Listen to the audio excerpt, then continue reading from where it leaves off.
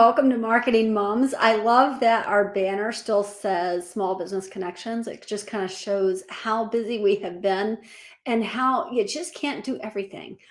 Today we're going to talk about websites. But before we get started, I wanted to tell you what this podcast is. If you're tuning in for the first time, this is not a place you're going to come for highly technical information. This is a place to go with what I like to call the girly things, where we talked about the softer side of marketing, because so many people want to talk about ROI and SEO and all of these things that are much more technical.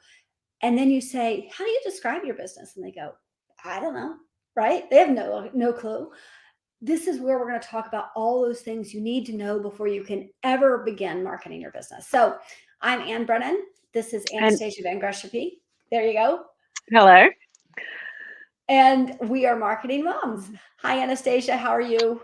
Good. How are you doing? I'm good. I wanted to see how your weekend was. Did you have a busy one?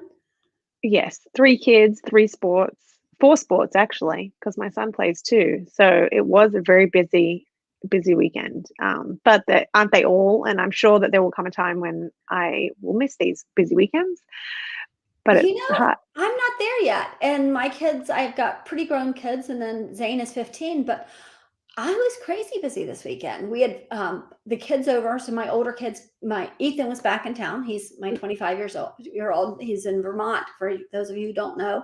And he was back in town. So he came over Friday with his girlfriend. And my son, Blaze, who's our oldest son, came over with his girlfriend, and we had dinner. And then Saturday, I worked the entire day, which is not something I aspire to. No. But then we went to the 50th anniversary of Wolf Trap, over in Virginia. It's a gala, but it was like a really laid back gala. So it was nice. No, it wasn't really dressy. It was very laid back. And then there was a concert, the Avett Brothers.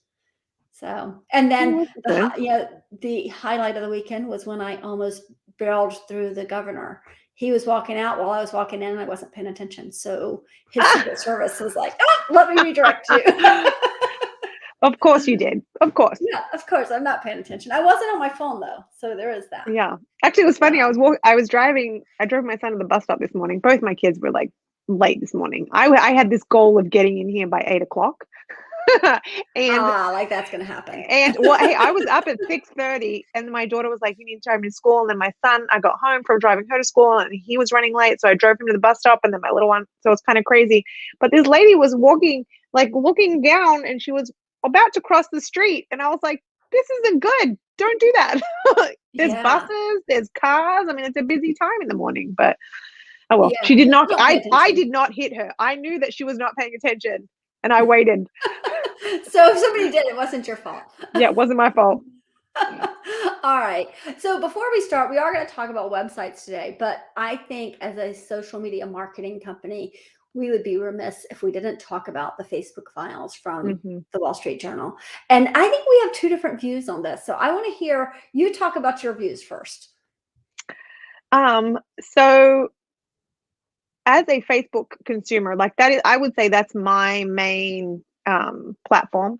My whole family's on it. I'm, from Australia, so I have family in Greece and Belgium and Korea. So it's like this is where we go to interact. But from a side of a parent of younger kids, and just what social media seems to be doing to the mental health of our kids, and my kids I've kept them off for the most part. I think my oldest is only on Instagram, and I still kind of check in and make sure that everything's okay with that. It was interesting to me, this podcast about the Facebook files. It's I think it's called The Journal. I think the podcast is called. It's great. Yes. I thought it was it's 4 episodes. It's currently only 4 episodes. I believe there are more to come. They're easily consumable. They're only 30 minutes a piece. Each one very much went into different aspects of social media. The second one was kind of about Instagram and that life that I'm in. I believe the girl that they were talking to was not much older than my daughter. And so talking about how it negatively impacted her life in terms of eating disorder and so forth. So that, scared me as a mother. But then the fourth episode really got to me because it was talking about how people that have large followings don't necessarily have to follow the rules, because Facebook is more concerned about people spending less time on the platform versus, keeping things cleaner and more, making sure that the information that's getting out there is accurate, and or as accurate as it can be, I guess, without compromising, compromising the time people spend so that they can get more accurate information, which, made me mad. Because I understand Yeah. it, we use this as our business, like we use the platforms, especially Facebook, because we know that it's especially um, effective in marketing. And so I can see it's hard being in the position that we're in, because I can see Yes. both sides, Right. but as a parent, I get irritated when I am seeing misinformation and people consuming their news from this. Like it's not correct. So Right. I do get Exactly. mad, and I thought that they did a good job of explaining it. But I'm interested to see what you said, because we haven't really talked about it. I mean, No, you've but heard my side. I just had a really great idea for Facebook. They should start a news channel, basically. They should start basically putting out news so that so like Twitter, you can go to and there's like, here's what's trending, and it's usually news articles from the newspaper, right? That have been Mm-hmm. put in. So that's usually trending. So they should start something that is basically a here are the stories of the day thing. So that when you Mm-hmm. come in, it's one of the first things you see. Maybe people would not be interested, but so here's my opinion. I wanted to know what Zuckerberg did to piss off the Wall Street Journal. That's how I felt about this, because I felt like it's slanted. It's like, it's, to me, it was like fat shaming somebody who is on a diet, because every single thing they're reporting on are things that came from Facebook. So these are reports, these are internal reports from Facebook, where they're saying, hey, we have this problem. What are we going to do about it? Right? The problems have been brought up and the problems have been worked on, and they're still being worked on. So to me, it's like, it really just seems like they're overstepping. Now, I think they could report it in a way to say, hey, Facebook is having these problems and these are the things they're doing to do it. But every single one of them is like, Wall Street Journal's really just pissed off at Facebook. And I just found it, and maybe I'm just jaded because I think all news is crap these days, right?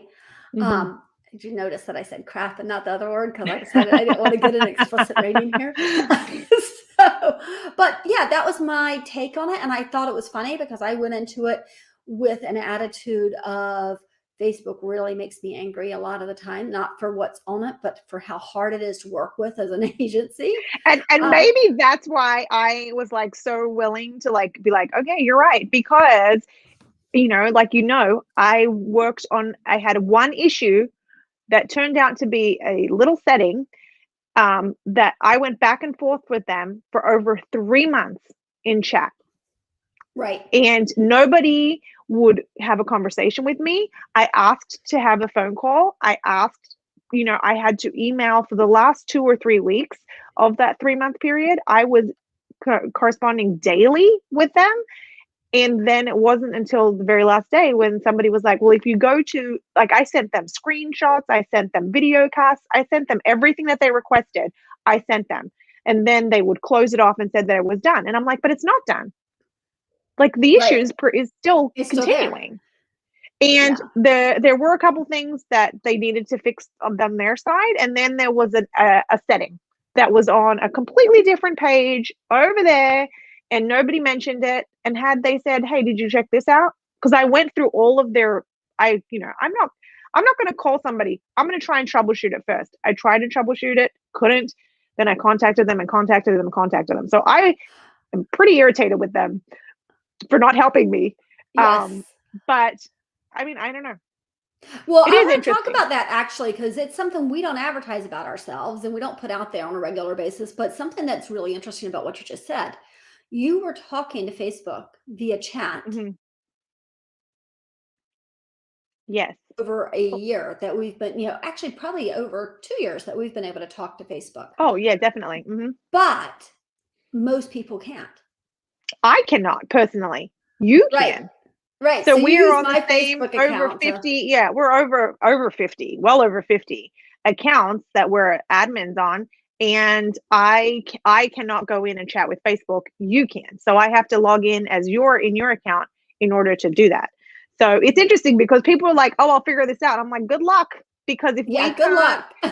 if I can't chat and you luckily you can, I can't imagine if we were trying to run this business without having that ability, you know. Absolutely. Absolutely. So yeah, so that's just one more benefit of hiring an agency. And one of the things you should ask an agency, people will say to us all the time, I'm gonna have my teenager do it. Well, can your teenager talk to Facebook? So just It's just a thought. So yeah, all right, we have got to get into the podcast though, because we have true. stayed off of it. And at 10:30, I have somebody coming to fix my fireplace. So Oh, chimney tech, actually. All right, I want to talk before we start about marketing and mhm, how much people hate being sold, right? mhm, Whether it's in social media or whether it's in the newsletters, they want information. They don't want to be sold. And usually for us, what that means is giving them enough information to then link them back to their website, right? mhm. We want to Yeah. take them back to their website. I just did it this morning. I posted a little bit about copy. Interesting about this that we were talking about copy today, and that's what my blog is about as well. But I posted a little bit about copy and then I sent them to my website to read more. And that's so important that you understand that, because if you're selling, nobody's ever going to go visit your website because they just don't want to be sold to anymore. Well, So, it's just I was just thinking when you said that, I'm like, it's like when you are getting a cold call or a commercial in the middle of your TV show. Like, right, why do streaming services like Hulu exist? Because you can pay a little bit extra to not have the commercial. exactly. But on social, we do get, it doesn't matter who you are, your feed is being interrupted by advertising. And when you see that little sponsored thing on the top, it kind of irritates you a little bit. Not always, because I mean, I bought clothes through it. So it's Right, like, it's not exactly. like, if you see something that's appealing, but that does go along with the content that you're putting out. You don't want it to be too salesy, because if it is, then people are either going to unfollow you or they're just going to scroll. And if they're not hanging out for that 3 seconds that means engagement, then you're not registering on the social platforms and the algorithms. So it's Absolutely. important. We're not saying don't sell at all. Right. No, absolutely. But don't be the person who is always selling. Mhm. Don't be the person who is, because if you're that person, if you're like the mattress guy, they're just going to scroll. And if you're giving them something, you're telling them something. So you own a mattress store. Give them tips on how to sleep better. Give them tips on how to match your comforter and your curtains, whatever it is, how Mhm. to create a bedroom that is sensual, whatever it is. Give them something and then sell. So it should be give, and then sell. It should not be constantly selling or you're going to lose people, which is why that website's so important, right? Definitely. Your website gives you the opportunity to really tell people who you are and what you do and why you are the best company in the entire world and they should buy everything you sell, right? So, um, so you came up with this. You said be intentional about your copy. You're like, because intentional is our thing, but you Mhm. explain that. Especially this year, we've kind of chosen that, like we're intentionally growing right now. We're not intentionally growing as quickly as we are, but it is intentional. Yes, um, exactly. but your copy, Yeah, Siri that likes was to talk to you when you're in the middle of, that was huh? my watch. Um, she's never done that before. But anyway, so yeah, being intentional with your copy. So your copy, you can't just like throw something together and throw it on your website. You have to be intentional. And that means What is the purpose of it? What are you trying to achieve? What do you want the people who are reading your website to know? These are things that you need to consider before you even sit down and write it. Like, Well, it sounds silly, Anastasia. But you have to understand, what are you actually selling, mhm, right? People say, "Oh, I know what I'm selling. I'm selling cybersecurity." Right? We work with a cybersecurity place. I'm selling cybersecurity. No, you're not. You are selling that sense of safety, that sense of security. You are selling security, but you're selling a sense of security. If you're mhm, selling home renovations, you're not selling home renovations. You're selling that feeling they get, right? yeah, You have to understand that feeling you get when you walk in your kitchen in the morning and you go, "Oh, I love my kitchen." Right? Or you yes. in your bathroom, I right? know, I love my bathroom. I know, exactly. Anybody who knows me knows that I love my bathroom. No, I agree. And I mean, just if you're thinking about it, if you're a business that provides, a service like ours, like what do we provide our clients? We're providing them with time, right? Most of our clients are small businesses who are trying to work in their business, they're trying to work in their business, and they're not at a point where they can like step out and work on their business. And so this is we're there to give them time because they don't have time to figure out how to post every single day or to respond to all of their audience or to invite people to like their page. So these are things that we provide for our Absolutely. clients. So And they don't even have time to learn what it is they need to know about marketing in the first place. oh, let alone keep up with the changes, right? So we're Absolutely. constantly learning. We're listening to other people, to other marketers. We go to Social Media Marketing World in California. We're getting ready to do that again in March. I mean, there's different, and then there's other little things that we go and see, and we're constantly consuming to find out to make sure that what we're giving our clients is the best. So how are you going to do that? And that's like us. We don't do our own bookkeeping. We have a company that does that because they know what they're doing. So they're Absolutely. giving us the time. Last week I talked about BL Technical. He's giving me the time to not have to work on IT because they're taking care of it. So I think that's where that's the mindset you need to be in when you're thinking about your copy. You need to think about what am I giving them? And that's exactly what this is, right? Speaking to their pain points. Right. So figure it out, not what your pain points are as the business, what your customer, your client, what are their pain points? And you know what the best thing to do is ask them. If you have some clients that you get along really well with, ask them, Right. why do you like Absolutely. working with me? What am I giving to you?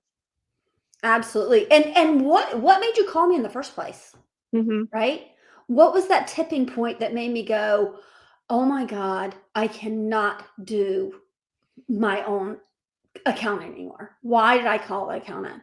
And it wasn't because I just wanted to pay the accountant.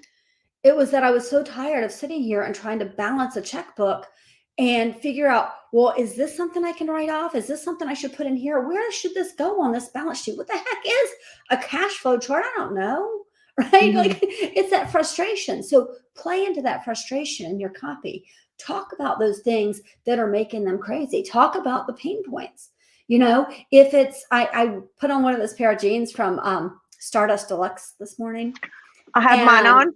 and they're so comfy. And Hmm. so in her marketing, you can talk about, how much do you hate the jeans that cut you at the waist? How much do you hate the jeans that ride up? How much do you hate the jeans that aren't the right length and you're having to fold multiple times? What if you could just cut them because they had a fresh cut? Wait, how do you do that? What are those things that they're in pain for and that you can say, aha, I can solve that problem, right? As you can see, we can do this for any business. Bring us a business. We'll tell you what the pain points are.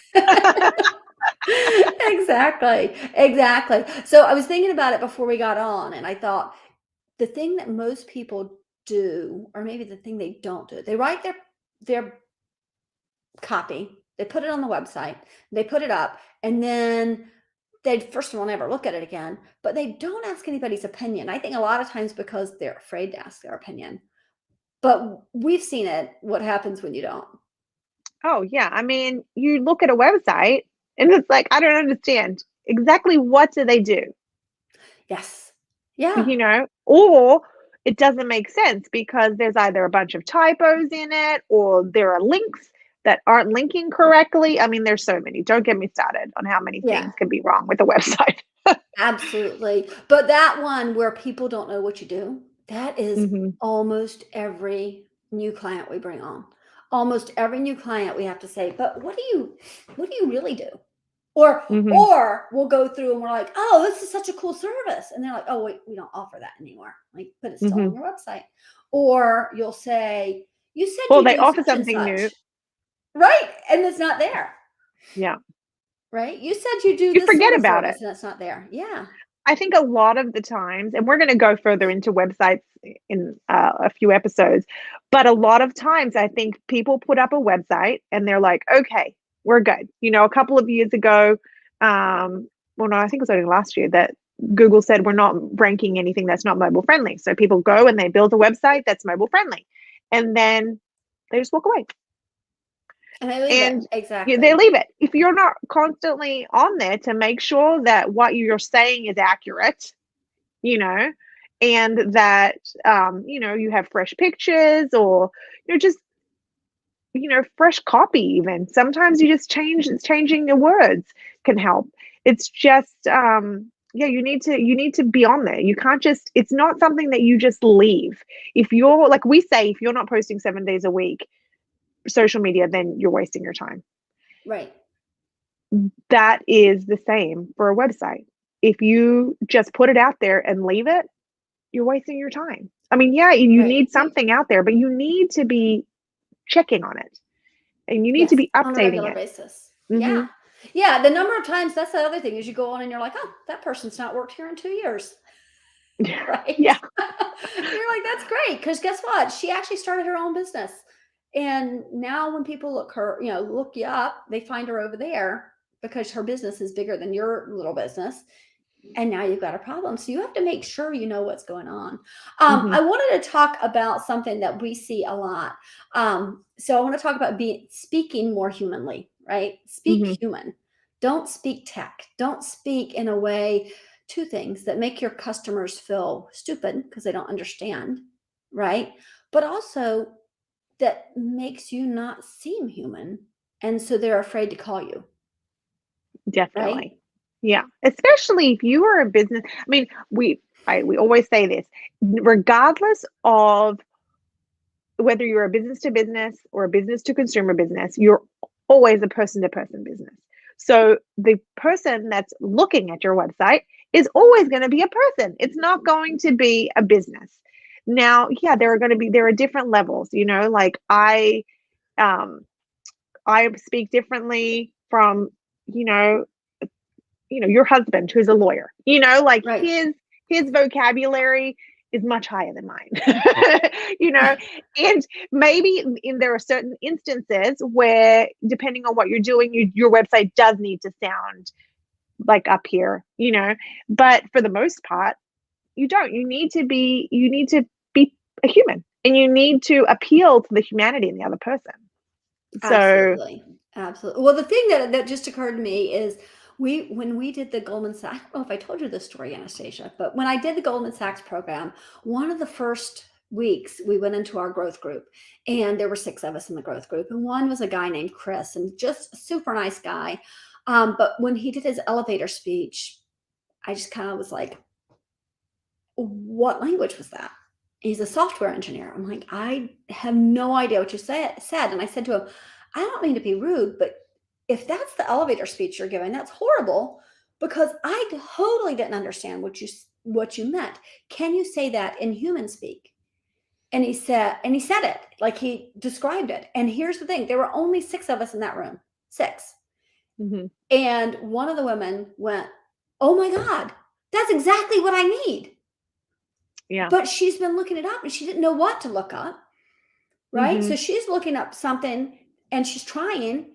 but all the software engineers out there are putting something else in. So she's like, I can't find what I need. He started speaking human, started adding it to his website. Now people know to call him. So you don't have to completely dumb it down, but you Yeah. could explain it. So I was But thinking that's about, like SEO, right? So you talk about how we don't, this podcast isn't going to talk about these, these things like SEO and ROI. You put those out there. Not everybody understands what SEO means. Not everybody understands what search engine optimization means. right, Forget about, the shortening it, the having acronym. that Yeah. long term, the acronym. That thank you. I could not think of the word. Forget about the acronyms.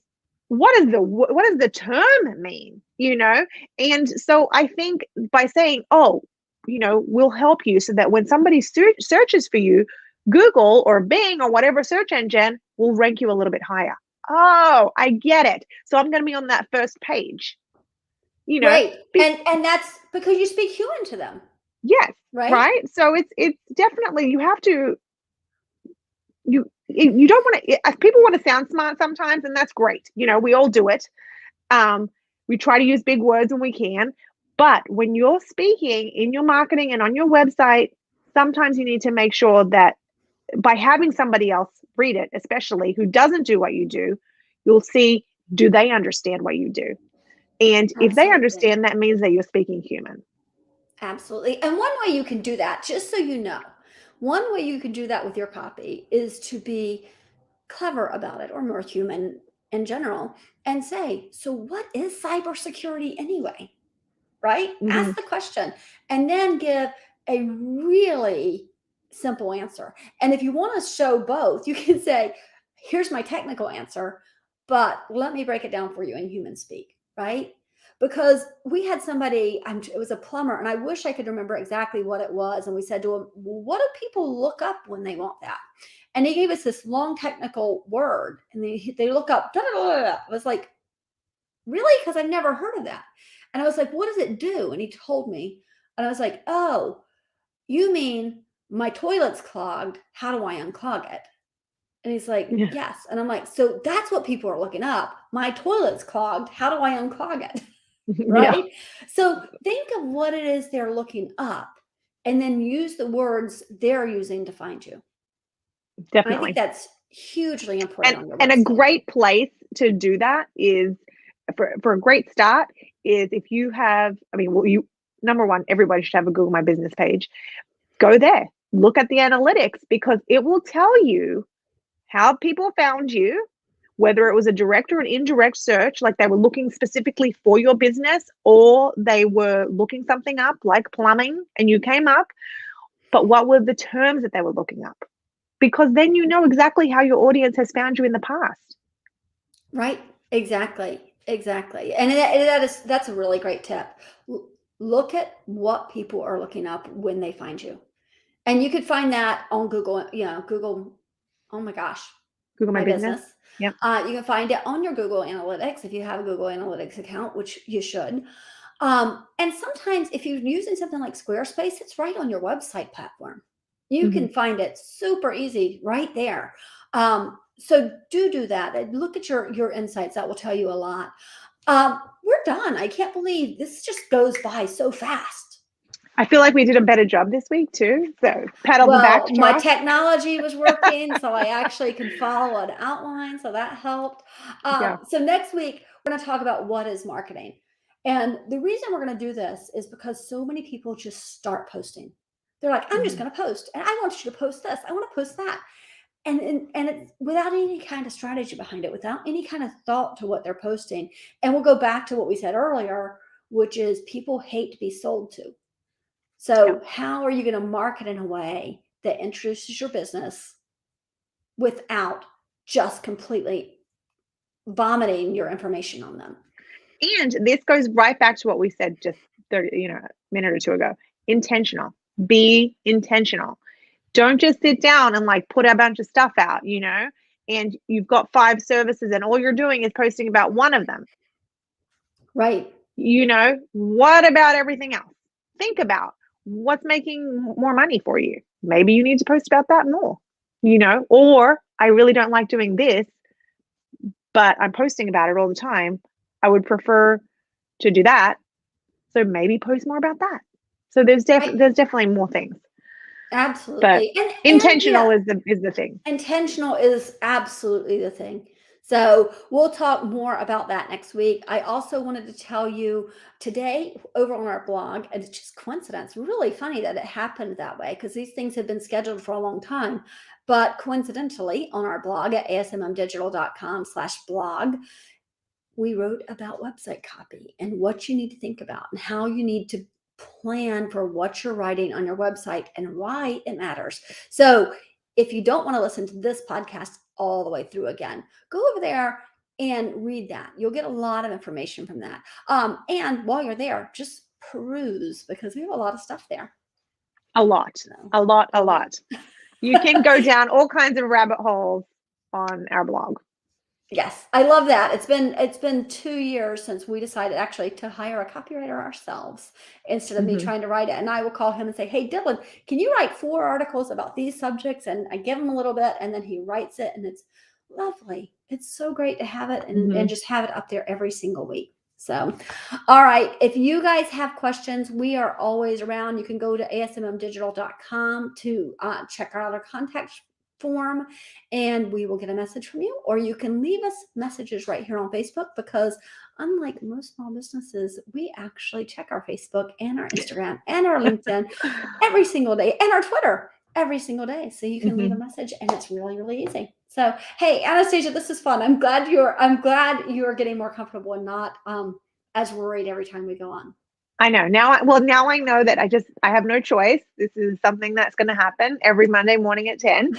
So, Right. um, but I love it.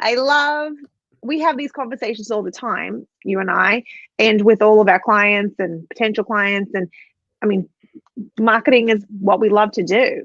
So, as much as the camera and the recording, everything kind of get me a little bit, who likes to see and hear themselves? Um, I think it's a topic that I'm passionate about. So, Yes, absolutely. Actually, let me say something else. So next week we have what is marketing, but we're also going to tell you a little bit about our photo shoot that we're doing Thursday. So we'll tell you oh, all about how that went because nice. it's very exciting. It So is exciting and nerve-wracking and all the I things. actually have my outfits. So Oh, you do? I I don't. do. I do. So we'll Okay. talk when we get off the air. Everybody else, we will see you next week. Please actually leave us a review about marketing moms because we are changing this up a little bit. If you can leave a review about marketing moms and what you think about it, wherever you're listening to podcasts, that would be super helpful. We would really appreciate it. Thanks so much, guys. Bye bye. Have a great week. Anastasia, you stick around just a minute. Okay.